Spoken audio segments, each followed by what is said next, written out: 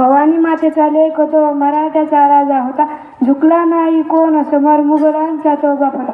अध्यक्ष महाशय, वंदनीय गुरुजन वर्ग, इथे माझ्या उपस्थित सर्व मित्र व मैत्रिणी, तुम्हाला शिवजयंतीच्या खूप खूप शुभेच्छा. आज 19 फेब्रुवारी छत्रपती शिवाजी महाराज यांची जयंती. ही जयंती आपण शिवजयंती म्हणून उत्साहाने साजरी करत आहोत. तुम्हाला शिवजयंतीच्या खूप खूप शुभेच्छा. छत्रपती शिवाजी महाराज हे आदर्श आणि महान राजे होते. त्यांचा जन्म 19 फेब्रुवारी 1630 रोजी महाराष्ट्रातील शिवनेरी किल्ल्यावर झाला. त्यांच्या वडिलांचे नाव शहाजीराजे भोसले आणि त्यांच्या आईचे नाव जिजाबाई होते.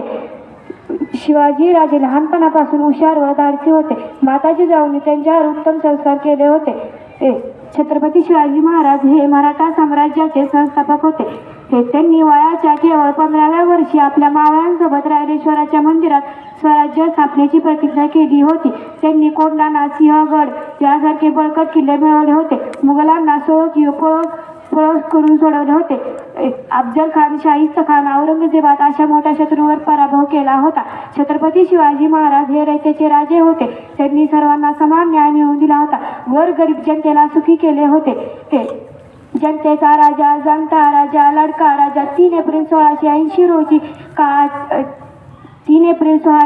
रोजी काळाच्या पडद्याआड गेला. जाणता शिवाजी राजा असा एकच होऊन गेला. इतिहासाच्या पानामध्ये नाव आपले कोरून गेले.